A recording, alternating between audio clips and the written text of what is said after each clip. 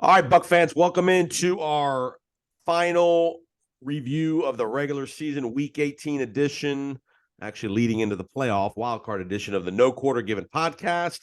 I'm your host Jason down here in Tampa. Peter Blake over in the what part of the state you in these days? Holiday. All right, that's about 30 minutes from Tampa. So you're right in the Bay Area. You're still in the Metro Bay Area. Yeah, absolutely. Welcome in, Peter Blake. Thank you, sir. How you doing? Not too bad. Bucs fall to 8-9, losing record. You know, kind of a throwaway game for the Buccaneers Sunday in Atlanta. They lose 30-17 to the Falcons. Again, most people thought that the Bucs would eventually lose the game because they would take their guys out, and Atlanta played all their guys the entire game. And we're going to get into the game. We won't talk a ton about that game. I want to focus most of our time previewing the Monday Night Football Wild Card Edition. Bucs, Cowboys, Monday night. Aikman and Buck will be in the house. And we'll get to that in just a few minutes. But which I thought, you and I talked about that. I thought it'd either be Sunday night or Monday night with the scheduling because of the Cowboys and Brady and Dak and all that stuff. So, all right, give me some general thoughts about the game Sunday in Atlanta. You and I had a spirited debate last week. How long would Brady play? He ends up playing a quarter and a half or so. Nice first drive. Your thoughts? Well, according to Jay Glazer, he actually said the Bucs wanted him to not play the game at all, but he decided to defy the orders of the Bucs and the organization and the coaching staff, and he played 5 series. I thought the Bucs in the first half looked pretty good, 17-10. You have to feel good once Brady goes out with 3:56 remaining in that second quarter. And then after that, it was basically curtains. But if you want any momentum or something to take out of it the last 2 weeks, this offense, even with the backup offensive lineman, looked pretty sound. Yeah, and you weren't playing against a great Atlanta defense, granted, but I do like the rhythm of the first drive. They got Godwin going. They threw the touchdown to Rudolph there at the end on a nice play action. Good rhythm in the first couple drives. You know, Gabbert throws a touchdown there in the end of the first half to Russell Gage. They got out of the game pretty injury-free. We're going to talk about Hainsey here in a second. Their center, tweaked a hamstring. We don't know the severity of that. Rudolph got hurt. 50 a touchdown in his career, 10-play, 70-yard drive, spinning man on a milk carton, finally catches a touchdown, and then in true Buccaneer fashion goes out with an injury. Who knows how long that's going to be, but it was a knee injury, so disappointing to say the least. And of course, you go into the game like you always talked about. The main goal is to come out relatively healthy, and I think they did. Besides, of course, Hainsey.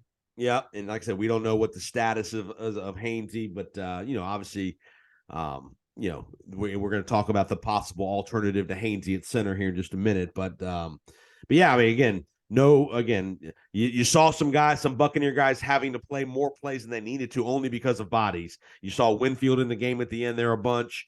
Ideally, he would have been out of the game, but according to Todd Bowles, ran out of players. He had to play. Sure. No, absolutely. Maybe the NFL, if a game is, doesn't mean that much to a team, maybe extend the rosters next year. Maybe extend the rosters after a certain week to help out teams rest their players, so you don't have a situation where you have to have an Antoine Winfield Jr. play in the whole game. Yep, and again, that's part of GMing, and that's in that league is managing your roster and figuring out which guys you can sit and can't sit and all that stuff. But you make a good point. Maybe the last week or two of the season, maybe they expand the roster and give everybody 2 more roster spots, active guys for everybody, whether it's a playoff situation or not, because of the wear and tear, especially in that last week when you got a lot of games that theoretically, but the NFL doesn't want to come off as these games are meaningless. They want the perception to be that every one of these games count. Yeah, but basically some of those games don't count. They do count, but then They don't count to a team. So you're exactly right. I mean, whole situation is crazy. What was your thoughts about the drama in Lambeau Field Sunday night? Aaron Rodgers gets knocked out by the Lions. Give Dan Campbell all the credit for getting his team to play in a game that they had just gotten their heart broken about an hour before kickoff in Seattle with the overtime game winner in Seattle knocking the Lions out. But give Dan Campbell all the credit in the world for getting those guys ready to play and playing to win the game, not playing to lay down. Yeah, not playing the lay down, even though you know the result that you're not going to make the playoffs. But this team all year long has shown that moxie, if you will, shown that grit, which is what they talked about in Hard Knocks. They're starting to believe in this coach. They're starting to believe that they can win games. And I'm not surprised that they go off and knock out the Green Bay Packers from playoff contention. A very stupid team in the Packers on Sunday night, whether it's Quay Walker getting kicked out for touching a coach or Trainer pushing the trainer. right, You Rasheed kidding Douglas. me? And they missed Devontae White, who's his teammate Yeah. also from Georgia, doing the same thing. Both of them should be kicked out. Both of them should be suspended. Then somebody has to explain what Rasheed Douglas is doing on the field goal there, touching the ball, coming across the line of scrimmage. Hey, you look like a zombie out there. I don't know what the Packers are doing. They deserve to lose. A very stupid and undisciplined team on Sunday night. They're out. Seattle Seahawks slide into the 7th spot. They're going to San Francisco this week. You got the Bucs in Dallas, and then you got the Giants in Minnesota, who played 3 or 4 weeks ago to a really good game. So you got 3 good matchups technically. And I don't think the Seattle San Francisco game might not be a great matchup, but it's a division rival, and it's a division rival. You never know. That's what I would say. And the other 2 are matchups that teams that have played each other already in the regular season. So post game, Tom Brady on his podcast Monday makes a comment. We are going to be as healthy as we've been all year. What does that tell you? Ryan Jensen could be back possibly, and you're comfortable with the situation that you have, not only offensively, but defensively. We've talked about the wide receiving injuries all year long, whether it was Godwin coming off the knee injury, Mike Evans with the hamstring, Julio Jones with the knee. It seems like you're good there. Your offensive line could be intact with Ryan Jensen, again, just assuming what he's saying. And then defensively, I think that's a major part of it, especially with Vea and Akeem Hicks. If both of those players are healthy, there's a statistic out there that I want to drop. They're 6-1, Jason Powers, with Vea and Hicks when they play together, and they're allowing teams that run the ball only 89 yards an average a game. When both of those players miss or one of them is not out in the field, they're 2-8, and they're giving up 120 rushing yards. That's major because you're playing the Dallas Cowboys with, of course, Pollard and Ezekiel Elliott, who love to run the ball. And at the end of the day, they have to run the ball to take the pressure off of Dak Prescott, who had an absolutely atrocious game versus the Washington Commanders with everything on the line. Yeah, we'll talk about Dallas in just a little bit, but you're right. They were really, really bad in DC against Sam Howell and the Commanders. They get beat 26-6. Dak throws more interceptions. Just a total lackluster performance all the way around for the Cowboys, which, again, if you're a Buccaneer fan, it absolutely gives you more hope. And I think, yeah, I'm with you. I think the way Tom Brady was as emphatic as he was about the health, I think you're going to see Ryan Jensen Sunday or Monday night, even if Robert Hainsey's healthy. I think you're going to see Jensen in the game. What do the Bucs do in the event Jensen can't? Let's say Jensen and Hainsey aren't able to play. You put Leverett at center, and then you're almost stuck having to play Luke Gedeke at left guard. That could be the death nail for the Buccaneers if both those centers are out. Absolutely. And you have to go with what you have, because at the end of the day, you have a tough matchup, including Michael Parsons, who's been a terror on wheels against this Buccaneer team. The last matchups here, especially on week 1 and all year versus the National Football League. One of the best young pass rushers out there, can do so many things, but you know, his thing is to get after the quarterback, and that's the main matchup you have to watch for. If you can protect Brady, we know that this defense is susceptible to a quarterback picking them apart. We just saw a rookie quarterback do that, so you have to feel good. You look at the secondary matchup there, Mike Evans against Trayvon Diggs, who takes lots of chances, maybe more double moves, with Evans having a big game because Diggs takes so many chances on interceptions and big plays. And Dallas's number 2 corner has really struggled. They've lost both their number 2 corners, Jordan Lewis and Brown. I think Anthony Brown was their number 2, who was pretty decent. Both those guys are done. So teams have really been picking on that number 2 corner for Dallas, which means, you know, they're probably going to put Diggs on somebody, probably man to man most of the night, whether it's Evans or Godwin or whoever's out wide, probably Evans. So obviously the Cowboys can then roll the coverage elsewhere to help out their other guys, but that will be a key matchup the Buccaneers and Tom Brady will try to exploit. Remember, Buck fans, Bucs win 19-3 in week one. The Bucs moved the ball very consistently between the 20s, but again, struggled to score touchdowns. Ryan Suckup kicked, I think, 4 field goals, and then they did score the 1 touchdown to go 19-3. That game very easily could have been the high 20s, 27 to 30 points for the Buccaneers. The defense played really well. They picked off Prescott. Remember, Prescott got hurt at the end of that game with a thumb injury. But again, the Bucs manhandled their offense. Carlton Davis, huge factor in this game against CeeDee Lamb. Yeah, no, I absolutely have to shut him down. That's the reason why you're paid top money in the National Football League, to shut down a receiver like this. Let the other guys beat you, and you go back to the matchups that you're probably going to be watching in this Dallas game. It's Tom Brady versus Dan Quinn, the defensive coordinator. Because in that first matchup, they were running a lot of cover 2. They were trying to disguise their coverages, and look, you got to do that versus a Tom Brady because he's seen basically every defense out there, and that was the difficulty in the red zone for some reason. Dan Quinn kept on doing that, and of course, pressure was getting to Brady, so he couldn't get rid of the ball. But besides that, for me, I think the offense was sound that night. They were able to move the ball up and down the field. It's just, how do you approach this? How does Dan Quinn approach it? And you're exactly right. If you bracket coverage towards the Mike Evans, does that open it up for Chris Godwin, who, by the way, gets his 100 catches and over 1,000 yards receiving this year? Does that open up a matchup for Julio Jones to finally stand out? And this is the reason why you kept Jones in the first place healthy for that X factor. So do those things start to play out on Monday night? And like we talked about in week one, you can't let Micah Parsons ruin the game. He's struggled the last 5 or 6 weeks, not been nearly as effective as a pass rusher.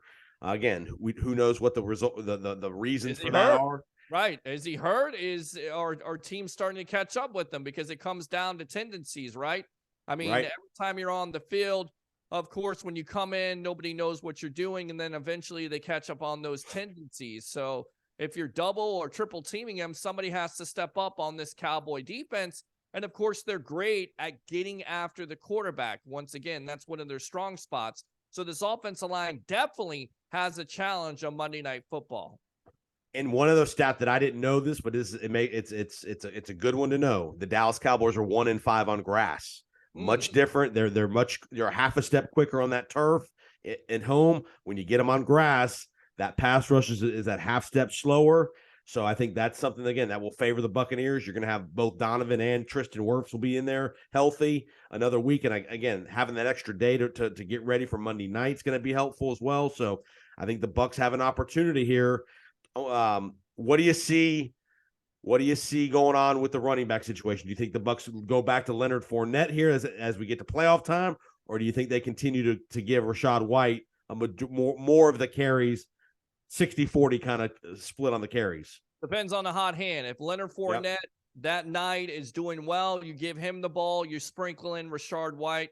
If not, then you give the ball to White. I think you play the hot hand, whomever at that point is running the strongest in your game plan, who's ever the most dependable catching the ball out of the backfield. You look at Leonard Fournette and what he did this year, catching the ball, being one of Brady's security blankets. It's just going to come down to playing the hot hand at the end of the day. And for me, it's going to be important because you look at the first matchup, Leonard Fournette, he ran for 120 yards, and that was one of their best days of rushing besides maybe Seattle. So I think, again, you have to become that balanced team.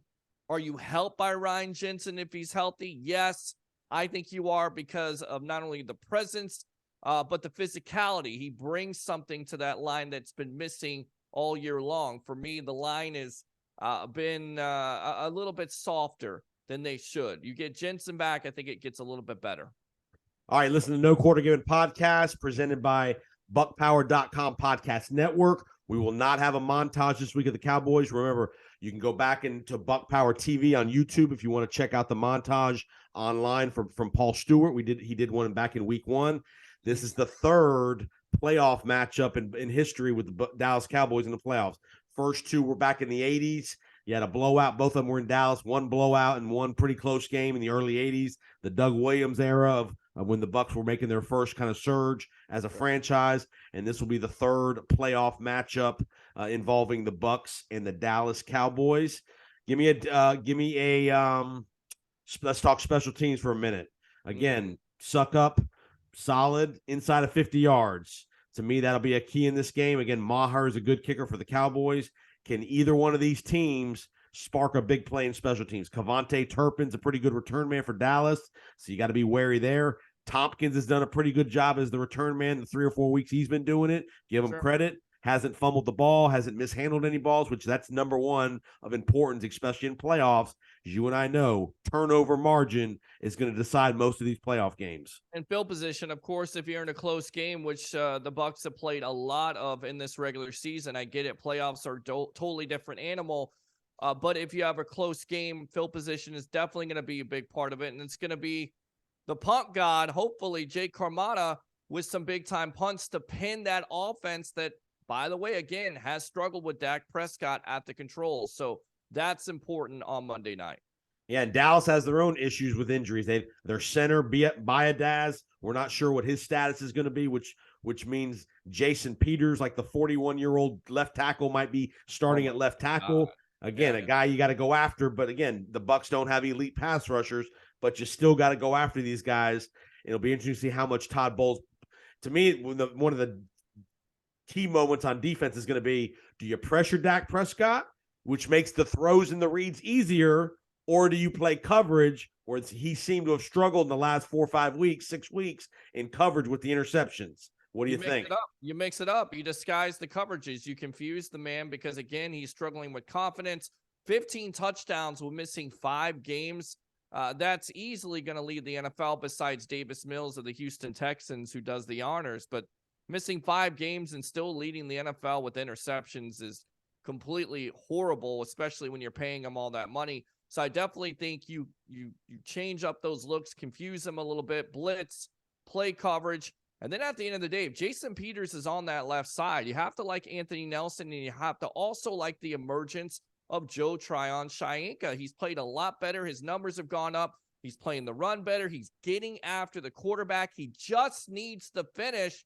And consequently, maybe the Cowboys will be finished if JTS gets after the quarterback more and finishes the job. No doubt. I mean, again, you're going to have some opportunity there. Again, stop the run is number one. If you let Pollard and Zeke go, then you take all the pressure off of Dak, and he doesn't have to do much. The throws will be much easier, much simpler throws. But if you can bottle up that running game, again, remember Pollard's a really good player out of the backfield as well, catching the ball. Again, Devin White, Levante are going to have to be responsible for him out of the backfield. And you're back to your point of Shoyinka and Anthony Nelson. Contain Dak Prescott. Don't let him burn you with his legs, because you know he's going to be nervous about throwing a ball when he's under pressure, more likely to pull it down and try to run as opposed to trying to fit a ball in a tight spot with how he's played the last 4 or 5 weeks. And he also had one of his worst games versus this Buccaneer defense in week 1. And I get it, teams are different, but Dak is playing horrible. And he also got injured in that game. So if you can put as much pressure on him as possible, you can definitely think you can force some turnovers and force him to do some things that he doesn't necessarily want to do. No doubt about it. What are your thoughts? Coaching advantage. Who do you again, both coaches have their issues that we've been critical of over the time. McCarthy, obviously, he's been there 3 years. This is his year 3. I think this is a must-win game for Mike McCarthy. He could be on the hot seat here if he loses this game with where the Cowboys were 3 weeks ago. If they lose this game, you could be having a lot of conversations about Sean Payton. Yeah, exactly. I mean, what if I told you that basically McCarthy and everything he's done for this team this year would not mean anything? Because if you lose in the first round, Sean Payton is going to become a huge name. In fact, I think Mike McCarthy is fired right on the spot after the game or a couple days later. And you're going to see Sean Payton, who I feel like wanted, Jerry Jones has always wanted as a coach, didn't want to get out of the building, but somehow got out of the building, almost a Mike Tomlin situation with the Bucs when he was able to get out of there and go to the Vikings and be a defensive coordinator and then eventually become a great coach, which he has been for that Pittsburgh Steelers team, never having a losing record. Definitely think this is a must-win game. All the pressure is on the Dallas Cowboys. Jason Powers, they have not been able to win a playoff game on the road since 1992 with Troy Aikman at the controls there. I like the Bucs in this game big time, and I think all the pressure is going to be on Dak Prescott in this team. And the Bucs are a 2.5-point underdog at home, which is probably unheard of for Tom Brady in his playoff career.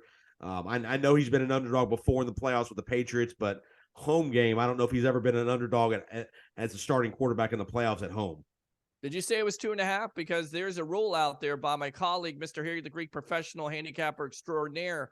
When the home team is, or excuse me, when the road team is favored by 2.5, there's an 88% rule out there that the home team usually wins. So when the road team is favored by 2.5, usually the home team wins 88% of the time. It'll be interesting to see Monday night what the crowd is. I know there will be some Cowboy fans in the building. You know that. It will be interesting to see what the percentage of Cowboy fans are in that building Monday night at Raymond James Stadium. Hopefully none. Well, there's going to be some. Inexcusable that there's any Cowboy fans for a playoff game. I mean, if you're a Bucs fan out there and you're selling your tickets, and I get it, things are tough and you're going to get a great price on them, but sell them to a Bucs fan. Don't sell them to a Cowboy fan. That's supposed to be home field advantage. That's what you get. This team gets that because they won the NFC South. Say whatever you want to, having a winning record or not. That's the home field advantage in the playoffs. That's yours. And Bucs fans shouldn't be giving that away by selling their tickets to Cowboy fans. No. And potentially Tom Brady's last ever football game as a Tampa Bay Buccaneer. That's the other, caveat in this. We don't know, but a lot of speculation that this potentially is it, and most likely the last home game. No matter if they win or lose, most likely the last home game, this year for the Buccaneers. So, all right, Peter Blake, give me a call here. I'm going to let you go first. You go first, okay, and I'm going to go off of you. I'm going to say Todd Bowles. I need Todd Bowles to be aggressive Monday night. Not saying reckless, but aggressive. Go for it on fourth down. Anywhere from the 45 scoring 45 in. If it's 4th and 2 or 3, you go for it unless you have a big lead and it dictates to pin them in. But I want to see an aggressive Todd Bowles. I think again the last couple of weeks you've seen a better game plan out of Byron Leftwich. As far as just the play, the flow of the play calling's been better. They're throwing the ball down the field more, and if they can protect Tom Brady, they're going to take their shots down the field with Evans and Evans and Julio. I think Julio will be involved. I think a key guy in this game with all the coverage probably rolling to the outside. I think you're going to see K-Dot back in the mix a little bit here in the seams, in between the numbers. Tom loves the tight end, especially in these playoff games. Dallas's safeties are not great.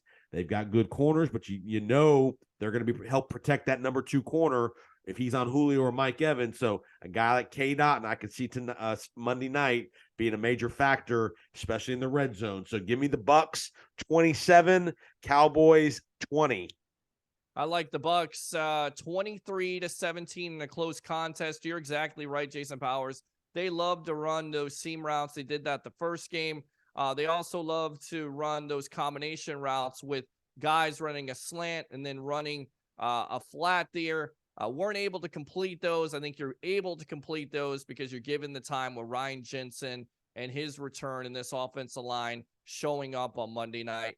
I like the Bucs 23-17 over the Dallas Cowboys. And especially if they can run the ball early, that's going to suck those linebackers up, which gives Otten and those guys more space behind them in the middle of the field. Correct. So to me, that's a critical element in this game is to be able to run the ball early. Again, you saw you've seen the defensive, and you're going to see teams run at Micah Parsons too. Don't run away from him, run at him. Again, to me, Jensen's biggest impact could be in the running game. He's a rugged guy.